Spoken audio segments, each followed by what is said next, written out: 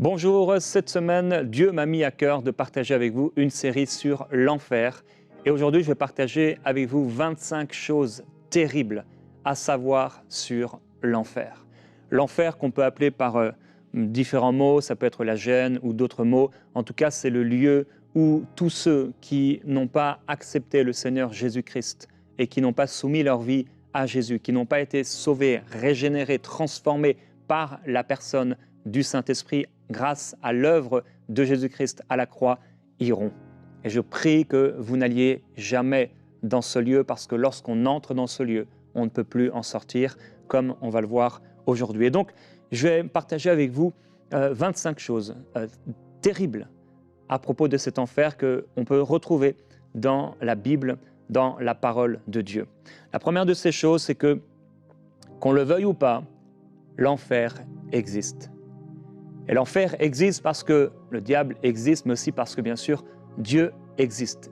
Et la finalité, le but de Dieu, c'est que vous puissiez aller au ciel, qu'on peut appeler également le paradis, là, dans la présence de Dieu après votre mort. Alors, qu'on le veuille ou non, l'enfer existe. Il y a quelques semaines, j'étais dans une conférence, il y a un petit enfant qui m'a fait un dessin. Et quand on voit ce dessin, on ne pourrait pas dire que ce dessin est le fruit du hasard, que ce dessin, cette page blanche est descendue toute seule du ciel. Il y a eu un dessinateur, même si ce dessin n'est pas d'une très grande qualité, puisque l'enfant était petit, il y a eu un dessinateur, il y a eu quelqu'un qui a dessiné. Et en l'occurrence, il y a également un créateur, il y a Dieu. Et tout ce qui est dans la nature et la création nous montre qu'il y a un Dieu. Et ce Dieu veut te connaître, ce Dieu veut te rencontrer et ce Dieu veut te sauver. La deuxième chose à savoir que c'est sur ce lieu, c'est que c'est un lieu de perdition. Un lieu de perdition qui n'a pas été créé pour les hommes. Jésus va dire à propos de ces gens qui n'ont pas cru en lui, « Allez-vous-en loin de moi, maudits, dans le feu éternel préparé pour le diable et pour ses anges. » L'enfer n'a pas été créé au départ pour les hommes et c'est ça qui est terrible, c'est que bien que ce lieu n'ait pas été créé pour les hommes, beaucoup d'hommes vont y entrer, vont y être jetés. Et c'est terrible de se dire pour ceux qui y entreront et qui y resteront éternellement, de se dire mais ce lieu n'a pas été créé pour moi et pourtant j'y suis. Je prie que ce ne soit pas votre cas. Troisième chose, c'est que tous ceux qui n'ont pas leur nom inscrit, clairement inscrit, dans le livre de vie de l'agneau, seront envoyés automatiquement en enfer. Puisqu'il est écrit « Quiconque ne fut pas trouvé écrit dans le livre de vie fut jeté dans l'étang de feu. » Si ton nom n'est pas inscrit dans le livre de vie, si mon nom n'est pas inscrit dans le livre de vie, nous irons en enfer. Mais par la grâce de Dieu, je sais qu'il a inscrit mon nom dans le livre de vie. Lorsque j'ai reçu Jésus-Christ, j'ai été sauvé. C'est un lieu également où la grâce et la bonté de Dieu, sous toutes ses formes, seront absentes. Ici, nous sommes dans la grâce de Dieu. Dieu permet aux hommes et aux femmes de vivre leur vie, même parfois de vivre leur vie sans Dieu. Les gens peuvent faire n'importe quoi, tout ce qu'ils veulent. Dieu leur a donné le libre arbitre et la grâce de Dieu se manifeste au quotidien. La pluie tombe sur les méchants et sur les justes. Le soleil se lève sur les méchants et sur les justes. Dieu fait du bien à tous les hommes et la bonté de Dieu se manifeste à travers toute la création, à travers la nature, à travers le ciel, la pluie et tout ce qu'il nous donne de bon. Toutes ces bonnes choses viennent de Dieu. Mais en enfer, la grâce de Dieu et la bonté de Dieu, il n'y en aura pas. Absolument aucune grâce, absolument aucune bonté. Il n'y aura plus rien de bon dans ce lieu que nous appelons l'enfer. C'est un lieu du coup où le bonheur n'existe plus sous aucune forme. Les gens qui seront en enfer n'ont aucune possibilité d'être heureux. Dans ce lieu, il n'y a aucun bonheur, il n'y a rien qui pourrait leur procurer du bonheur, aucune joie. Absolument rien ne peut et ne pourra leur procurer du bonheur. C'est un lieu terrible puisque c'est un lieu de séparation avec Dieu. Donc ni la grâce ni la bonté de Dieu s'y trouve, mais Dieu lui-même ne s'y trouve pas, même si, bien sûr, bien qu'absent, il voit tout et il sait tout. Il est écrit dans la Bible, ils auront pour châtiment une ruine éternelle, loin de la face du Seigneur et de la gloire de sa force. Et Jésus dit, à propos du dernier jour du jugement, « Allez-vous-en, loin de moi, maudits. » En enfer, Dieu n'y sera pas. C'est encore un lieu terrible parce qu'en enfer, aucune prière ne sera exaucée. Nous y reviendrons cette semaine et demain, à partir de cet homme qui a prié alors qu'il était là dans le séjour des morts, dans ce lieu transitoire et ce couloir vers l'enfer. Et cet homme criait dans le tourment, dans l'agonie, à Abraham de pouvoir recevoir quelques gouttes d'eau et de pouvoir aller prêcher, qu'il amène quelqu'un à prêcher, à annoncer la bonne nouvelle de l'Évangile à sa famille qui était restée là sur la terre, mais sa prière ne fut pas exaucée, puisqu'en réalité, toute prière qui sera faite en enfer ne sera pas exaucée.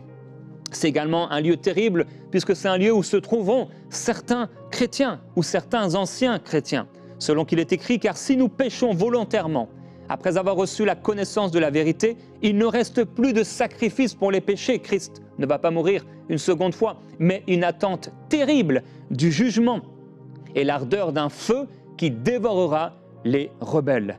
C'est un lieu également terrible pour tous ceux qui commettent l'iniquité. Jésus dit de même, comme on arrache l'ivraie et qu'on la jette au feu, il en sera ainsi à la fin du monde. Le Fils de l'homme enverra ses anges qui arracheront de son royaume tous les scandales et tous ceux qui commettent l'iniquité et ils les jetteront dans la fournaise ardente où il y aura des pleurs et des grincements de dents.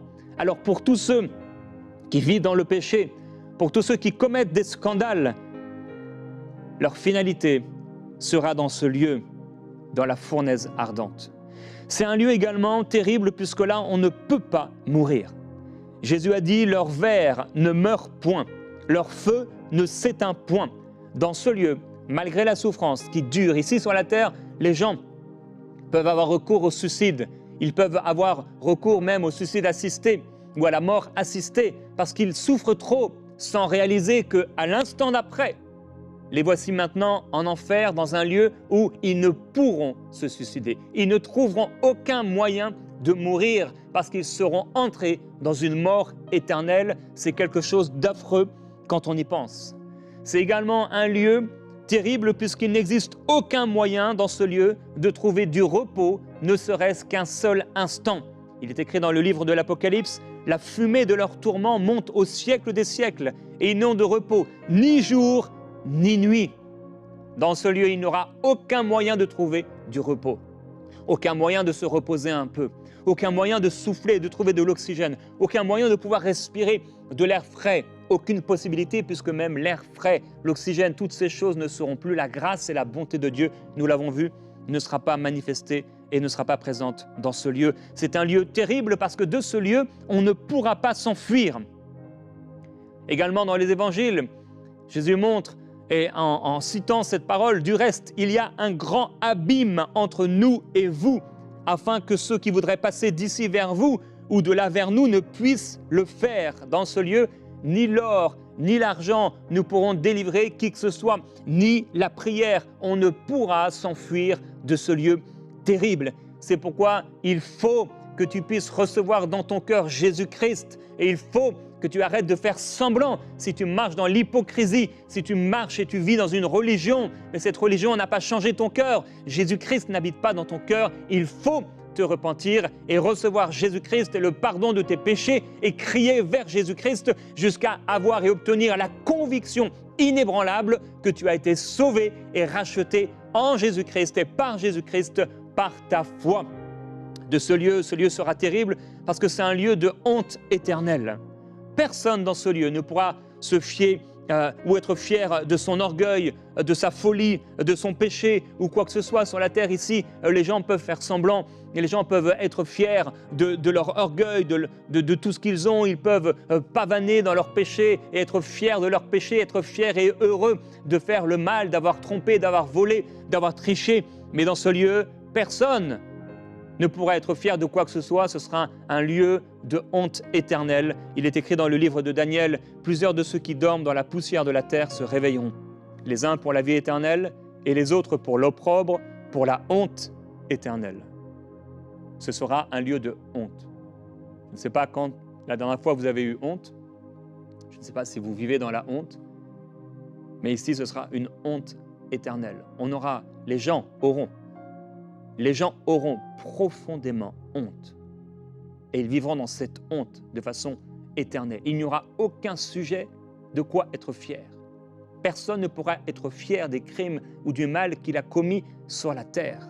Il n'y aura aucune fierté. Mais ce sera une honte éternelle. C'est un lieu terrible parce que c'est un lieu de solitude. Dans ce lieu, il n'y aura aucune communion, aucune possibilité d'être ami avec quelqu'un. L'amitié n'existera plus parce que l'amour n'existera plus. Il n'y aura pas possibilité d'avoir une relation avec quelqu'un qui pourrait peut-être pendant un temps atténuer la souffrance.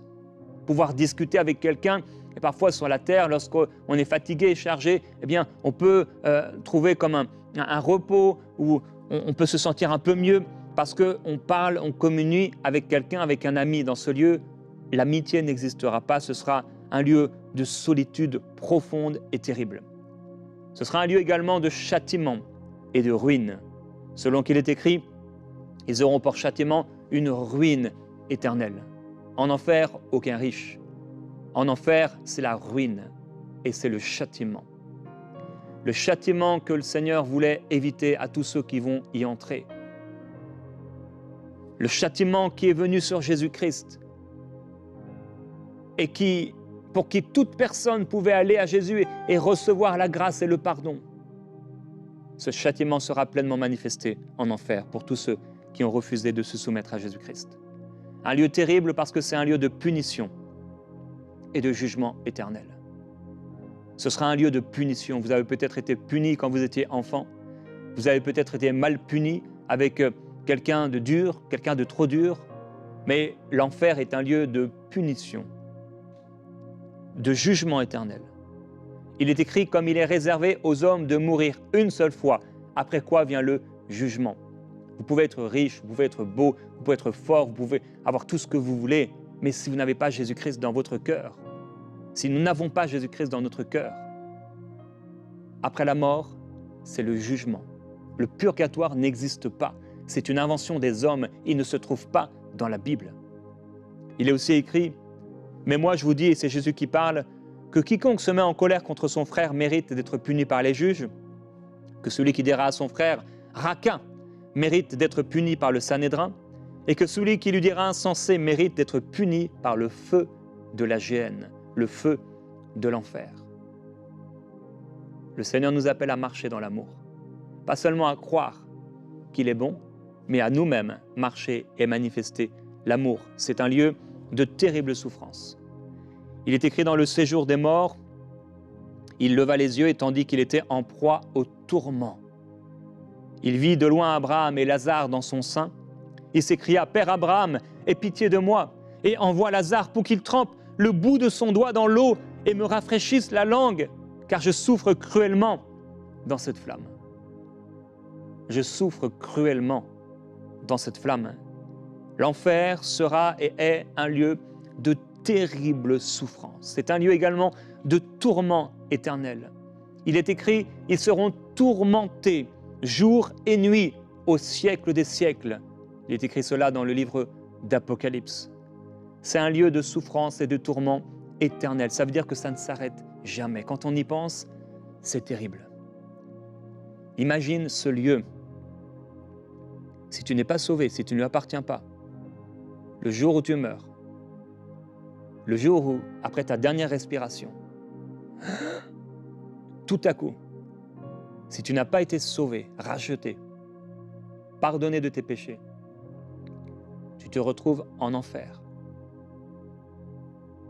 dans une souffrance, une agonie, une solitude terrible. Et ça ne s'arrête jamais.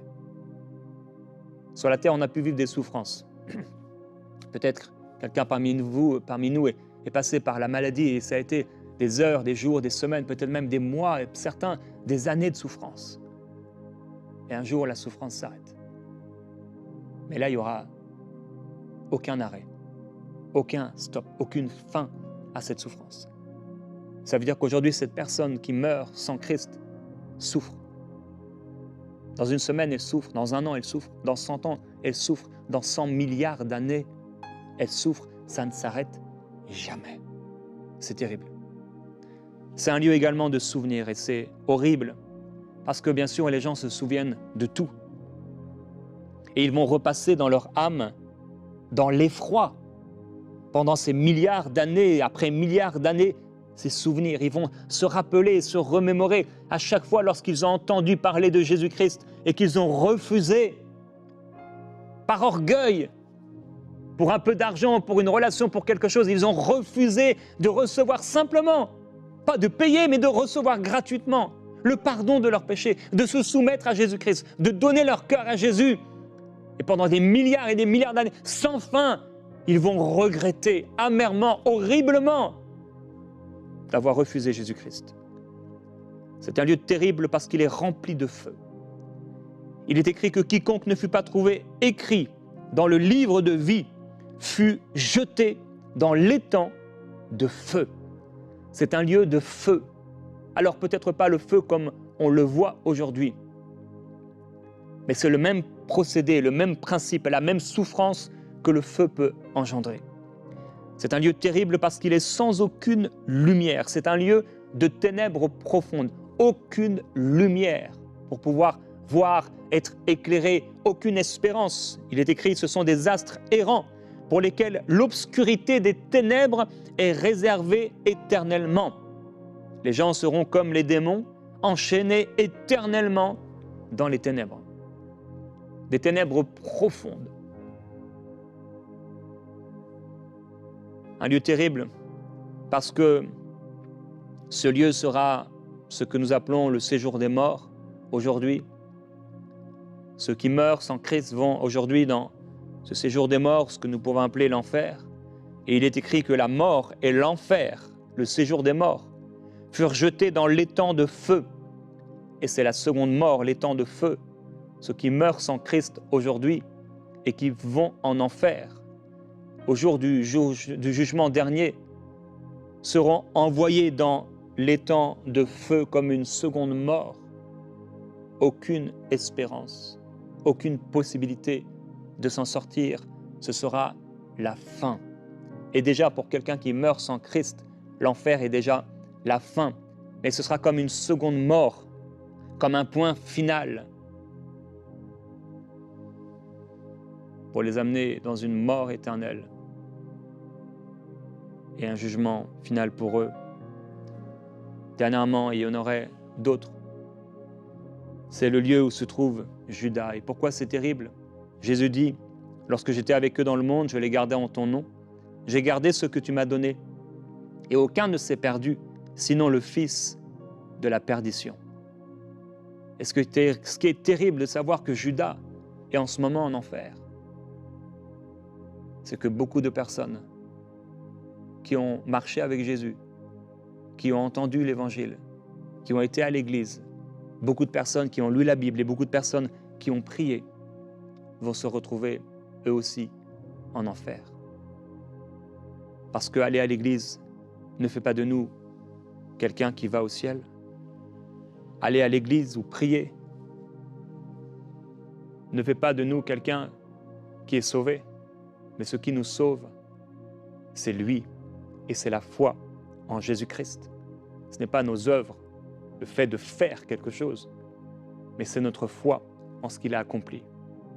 C'est pourquoi aujourd'hui, ce que le Seigneur veut faire, non seulement il veut parler à ceux qui se dirigent en enfer, et peut-être tu entends ma voix aujourd'hui et tu n'en as rien à faire de Dieu, mais depuis un moment, ton cœur est travaillé et tu as été poussé à écouter cette émission parce que tu sais profondément au fond de toi que l'enfer est une réalité. Ta tête peut te dire toutes sortes de choses. Le diable peut essayer de te convaincre qu'il n'existe pas et que l'enfer n'existe pas. Mais peu importe ce que tu penses, peu importe ce que tu as cru, aujourd'hui, si tu n'appartiens pas à Jésus-Christ, tu es en train de te diriger vers l'enfer. Et c'est aujourd'hui le jour du salut. Tu ne sais pas à quel moment tu vas mourir, combien d'hommes, combien de femmes, combien de millions d'hommes et de femmes n'ont pas su en se réveillant le matin que c'était leur dernier jour. Ne joue pas avec le salut, ne joue pas avec cette mort éternelle ou cette vie éternelle. Aujourd'hui, si tu entends ma voix et tu es peut-être l'un de ces chrétiens, tu as abandonné le Seigneur Jésus-Christ, ou alors tu es chrétien de nom, mais Jésus ne vit pas dans ton cœur et pour toi c'est une religion, tu essaies d'être quelqu'un de bien et tu espères que Dieu te sauvera, mais si tu es dans l'espérance, ce n'est pas la foi, tu es perdu. Alors je veux t'encourager à changer de vie, à te repentir. Tu dois te repentir et changer de vie. Et tu dois accepter le fait que tu as péché. Et à cause de ce péché, tu vas mourir. Et tu vas mourir éternellement si tu ne fais pas appel à Jésus-Christ.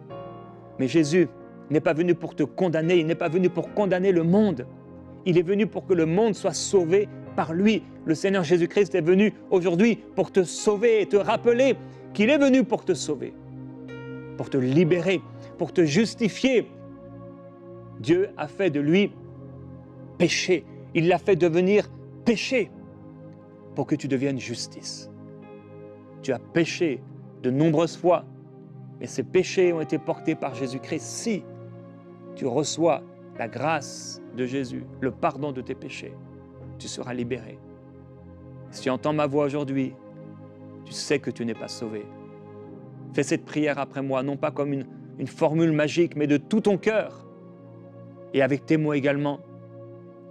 Dis-lui maintenant, Dieu, je te demande pardon d'avoir péché.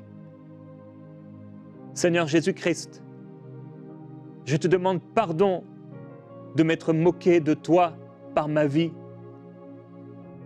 de m'être éloigné de toi, d'avoir refusé de vivre pour toi, d'avoir refusé ta vie offerte pour moi.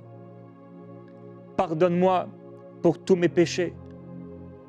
Pardonne-moi parce que j'ai menti, parce que j'ai triché, parce que j'ai volé, parce que j'ai été hypocrite. Pardonne-moi pour tous mes péchés. Pardonne-moi pour l'orgueil, mon orgueil, d'avoir vécu ma vie loin de toi. Pardonne-moi d'avoir cru que par mes propres efforts, je pourrais être assez bon, assez pur pour être sauvé. Pardonne-moi d'avoir cru que j'étais le sauveur de ma vie. Aujourd'hui, Jésus-Christ, je te demande sincèrement pardon. Viens me sauver et me libérer de la mort éternelle. Libère ma vie et fais-moi grâce. Pardonne-moi entièrement. Je te donne mon cœur. Je te donne ma vie. Je crois que tu es mort à ma place. Je crois que sur cette croix, c'est moi qui aurais dû aller. J'aurais dû aller en enfer, mais je ne veux pas y aller. Je reçois aujourd'hui le pardon de mes péchés. Je reçois la vie éternelle par ta grâce, par la foi. Je crois que je suis sauvé, que tu me pardonnes entièrement. Et Jésus-Christ, je décide aujourd'hui de vivre pour toi. Jusqu'à la fin de ma vie sur terre, je vivrai pour toi. Je t'obéirai. Je te suivrai. Toi, mon Sauveur et mon Seigneur. Je déclare aujourd'hui que je ne suis plus le Seigneur de ma vie, que ma vie ne m'appartient plus. Ma vie n'appartient plus au diable, mais ma vie t'appartient, Seigneur Jésus-Christ. Je te donne mon cœur et ma vie. Amen. Là où tu es, tu peux continuer à prier. Certains, vous avez encore des péchés à dire, à confesser au Seigneur Jésus-Christ et faites-le dans ce temps. Père, je veux te remercier, te glorifier pour ton œuvre en ce moment. Seigneur, en décrivant dans ta parole les souffrances de l'enfer, ce lieu où il y aura des grincements de dents et des pleurs, ce lieu de tragédie, ce lieu horrible, ce lieu affreux, ce lieu où personne ne pourra être fier de quoi que ce soit, parce que dans ce lieu, tous souffriront profondément. Père, je prie que tu gardes nos vies. Mon frère, ma sœur, toi qui es sauvé et qui appartiens à Jésus-Christ, fais cette prière avec moi. Oui, Seigneur, garde ma vie. Je veux marcher avec toi jusqu'à la fin. Vivre pour toi, Seigneur. Je ne veux pas faire semblant, je ne veux pas marcher, m'éloigner de toi et marcher dans le fossé, tomber, marcher sur le chemin large, spacieux qui mène à la mort, qui mène à l'enfer. Je ne veux pas marcher comme le monde marche. Je veux qu'il n'y ait aucune association entre moi et le monde, aucune association entre moi et le péché, aucune association entre moi et le diable. Je refuse de me soumettre à Satan. Je refuse de vivre, de demeurer dans le péché. Je vis pour toi, Jésus-Christ. Seigneur, garde ma foi, garde cette foi. Tu as le pouvoir de me faire tenir debout jusqu'à la fin. Je marcherai avec toi, Seigneur Jésus-Christ, et je te loue et je te glorifie parce que tu m'as sauvé, parce que mon nom est inscrit dans le livre de vie. Seigneur Jésus, merci pour ta grâce. Tu es merveilleux, Jésus.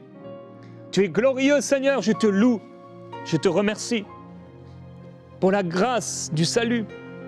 Tu m'as aimé, tu t'es donné pour moi, tu m'as donné la vie éternelle, tu m'as donné ta paix, Jésus, une paix profonde. Tu es le bon berger, tu donnes ta vie, tu as donné ta vie pour tes brebis. Tu m'as donné la vie, tu m'as donné une paix surnaturelle, tu m'as donné ta joie, tu m'as donné la conviction du salut par ta grâce. Je sais par le Saint-Esprit qui témoigne dans mon cœur que je t'appartiens, que je suis sauvé. Et Seigneur, je ne te remercierai jamais assez pour cette grâce extraordinaire, que tu m'aies appelé, que tu m'aies choisi, que tu m'aies sauvé. Seigneur, peu importe ce que je peux vivre sur cette terre, je sais que je suis sauvé. Je sais que les souffrances du temps présent ne sont rien comparées à la gloire à venir. C'est pourquoi je te loue et je te glorifie et je refuse d'être attristé par quoi que ce soit dans ce monde, parce que je sais que la joie profonde, la joie éternelle, la véritable joie, la joie divine m'est donnée. Je vivrai avec toi éternellement. Jusqu'à la fin, je serai avec toi. Je vivrai avec toi dans cette Jérusalem céleste, le lieu éternel de joie, de gloire. Oh, merveilleux Jésus-Christ, tu es merveilleux, tu es glorieux. Merci pour ton sang qui a coulé pour pardonner mes péchés. Merci pour ta grâce. Merci d'avoir pensé à moi. Merci d'avoir de ton doigt inscrit mon nom dans ton livre de vie. Je te loue, je t'adore, je te glorifie. Tu es merveilleux, mon frère, ma sœur. Loue le Seigneur, adore Jésus-Christ là où tu es. Remercie-le pour ton salut. Remercie-le pour qui il est. Remercie-le pour sa bienveillance. Remercie-le pour sa bonté. Remercie-le pour qui il est. Remercie-le de t'avoir arraché de l'enfer, de t'avoir transporté du royaume des ténèbres, là où tu étais, là où j'étais, jusqu'au royaume de la lumière. Tu vis dans la lumière. Peu importe si aujourd'hui tu souffres parce que relationnellement, peu importe si tu n'as pas eu cet argent, tu n'as pas eu cette promotion, tu n'as pas eu cette relation, tu n'as pas eu cette chose, Jésus-Christ est dans ton cœur. Alors réjouis-toi, mon frère, ma sœur. Réjouis-toi parce que Jésus-Christ est dans ton cœur.